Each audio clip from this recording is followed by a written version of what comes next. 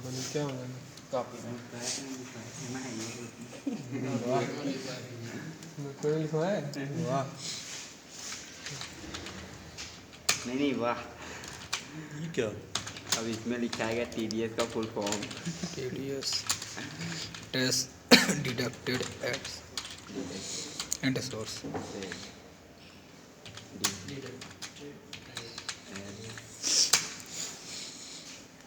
इसका मतलब बता दीजिए सर। स्रोत पर कर की कटौती हैं? स्रोत पर कर की कटौती इसीलिए नहीं बता रहे थे। अरे ठीक है, समझ रहे हैं। थोड़ा और हिंदी में बताएंगे। अब लोग जो हिंदी होती है हमने बता दी। अरे समझ गए सर। उर्दू बता दीजिए सर, सब समझ में उर्दू में बताइए क्या है? उर्दू पल्ला ही नहीं पड़े।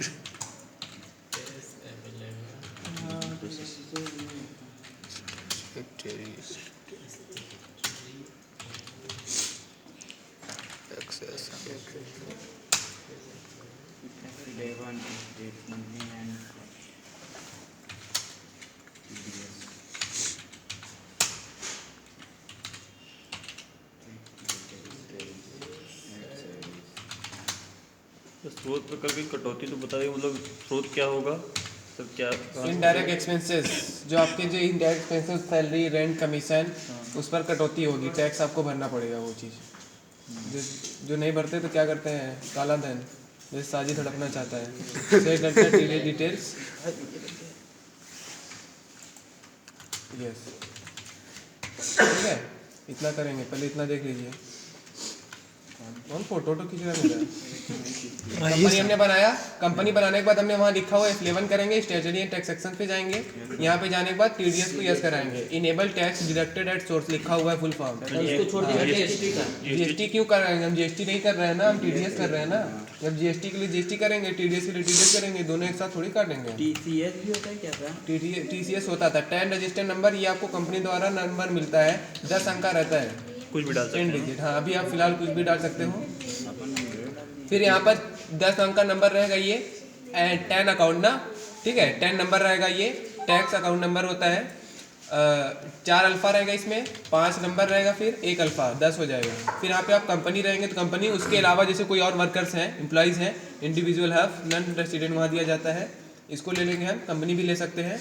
फिर यहाँ पे set alter detail of person responsible, मतलब जो TDS कटेगा ना, जैसे कि इनडायरेक्ट एक्सपेंस के ऊपर कटेगा तो कोई पर्सन होगा उसको देने वाला ना, जैसे हम आप कोई भी टैक्स देने वाले पर्सन होंगे तो उसको यस करा के उसके बारे में पूरा डिटेल हम यहाँ पे फिल करेंगे। जैसे मान लीजिए यहाँ पे साजिद के नाम से कट रहा है तो साजिद हमने डाल दिया और उसका डिटेल पूरा यहाँ पे हम फिल कर सकते हैं। सन आया, daughter of, designation, pan number, flat number, name, ये सब बिल्डिंग, रोड, ये सब पूरा डिटेल फिल करके और यहाँ पर आपको ये ऑप्शन यस करा लेना है। Ignore IT expectation limited for detail deduction, activate TDS for stock item, yes करा के। आप लोग गलती कहाँ करते हो, ये वाला एक्सेप्ट कराने के बाद इसको एक्सेप्ट नहीं करते, आप लोग स्कैप कर देते हो। ऐसे GST में भी सब करते थे, तो ये चीज़ गलती मत करना, इसको एक्सेप्ट कर लेना। जब इसको आप एक्सेप्ट किए रहोगे तभी आपका ये वाला यस रहेगा ना, अगर स्कैप कर देते हो तो वो यस नहीं रहेगा।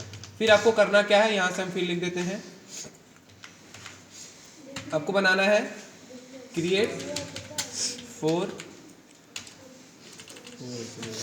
लेजर ना। पहला कौन सा होगा आपका, जिस नाम से हम TDS काटेंगे उसका अंडर ग्रुप क्या होगा, सन्ड्री क्रेडिटर। डेबिटर कैसे हो जाएगी जी, क्रेडिटर। हाँ ठीक। दूसरा लेजर कौन सा बनाएंगे हम, सैलरी का। अगर सैलरी पे कट रहा है ना, सैलरी बनाएंगे, उसका अंडर ग्रुप है इनडायरेक्ट एक्सपेंस। तीसरा लेजर कौन सा बनाएंगे हम लोग, TDS का ना। जब TDS का बनाएंगे तो वहाँ लिख देंगे TDS ऑन सैलरी, क्योंकि TDS सैलरी पे कट रहा है। उसका अंडर ग्रुप हो जाएगा ड्यूटीज एंड टैक्सेस, क्योंकि वो हमारा टैक्स है। चौथा लेजर हम बनाएंगे बैंक का। बैंक का क्यों बनाएंगे, क्योंकि जो TDS का पैसा कटेगा वो हम अपने बैंक में जमा करेंगे, उसका अंडर ग्रुप बैंक अकाउंट। जो कटेगा TDS का पैसा उसको हाँ, बैंक में जमा करेंगे। किया जाता है, तभी ना उसको प्लान आप दिखाओगे हमने पेमेंट किया हुआ है, ठीक। वो PF थोड़ी है, टैक्स भर रहे हो आप, PF नहीं काट रहे हो। अब लेजर कहाँ से बनता है, अकाउंट इन्फो, लेजर क्रिएट। सबसे पहले साजिद का जो नाम हमने वहाँ पे दिया हुआ है, अंडर ग्रुप सन्डी क्रेडिटर हमने लिख दिया है ना, फोटो खींच लेना अच्छे से। TDS डिडक्टेबल है, यहाँ पर यस करा लेना है।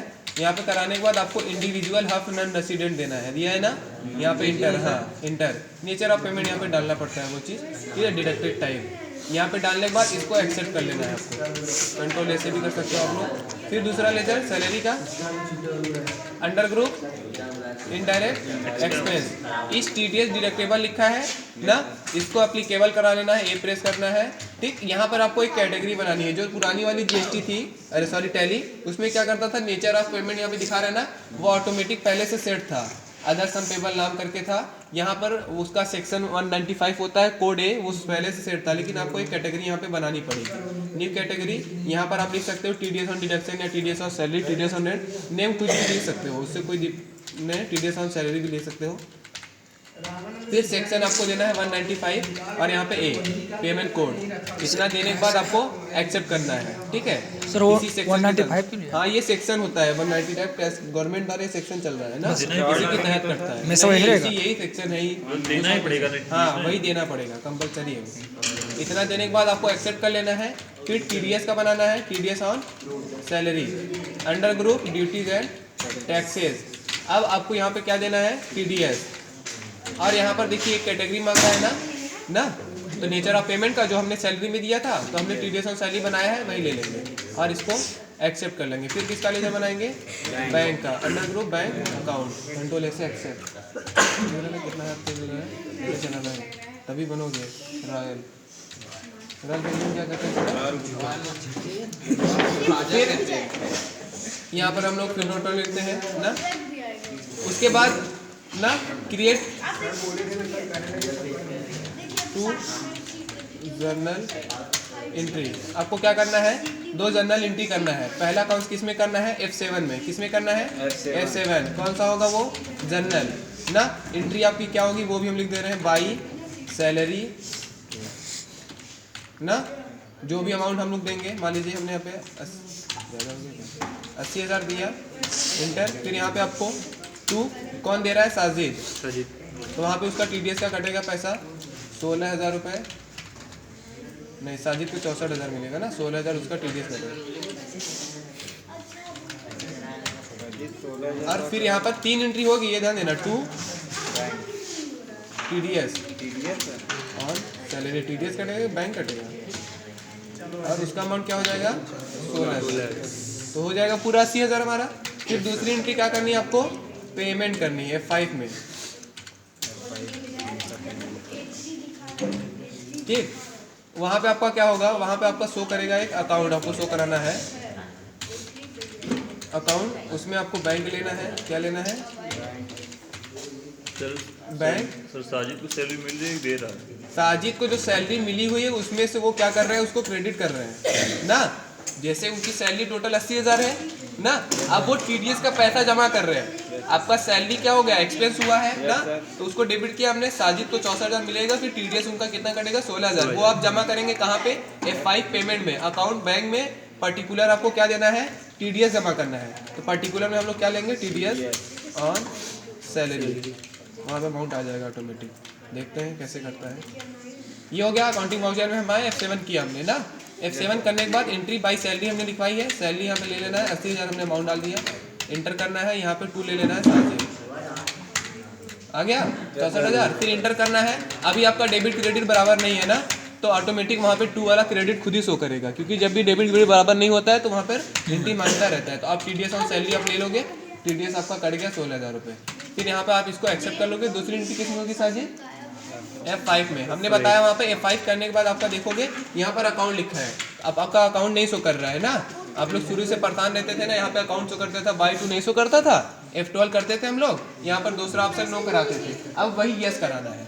Use single entry mode for payment receive कंट्रा voucher. इसका मतलब ये होता है अगर कोई भी सिंगल एंट्री करनी है पेमेंट रिसीव और कंट्रा वाउचर में, तो आप F12 करके यहाँ पर ये मोड क्या करोगे, यस करोगे, एक्सेप्ट कर लेंगे। अकाउंट आ गया।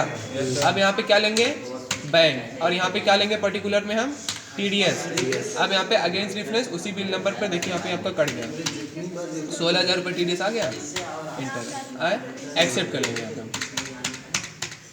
एक्सेप्ट हो गया। जब कोई प्रिंट चालान मांगेगा तो पेजअप करके आपको F5 वाले का प्रिंट दिखा देना है, अल्टर P से प्रिंट होता है, ठीक है, बताया गया कि नहीं, चलो अच्छी बात है। नहीं बताया गया तो फिर से देख लो।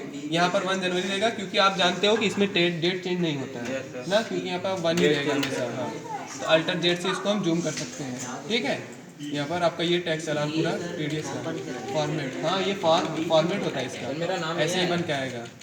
देखो ढूंढो यहाँ तुम्हारा नाम कहाँ दिख रहा है। टीडीएस का रिसिप्ट है। हाँ ये टीडीएस का रिसिप्ट है, ये रिसिप्ट आप जमा करोगे, ये आपके पास